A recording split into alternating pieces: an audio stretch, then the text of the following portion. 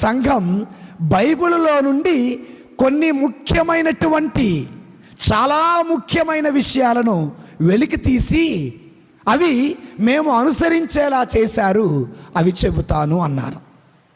అవేంటివో చెప్పండి అన్నారు. అవి 7 దివ్య సంస్కారాలు కథోలిక సంఘం మాకిచ్చింది. వాటిని ప్రతి కథోలికుడు వింటమే కాదు అనుసరిస్తున్నాడు అన్నాను. ఏంటివండి ఆ దివ్య సంస్కారాలు అని అడిగాడు.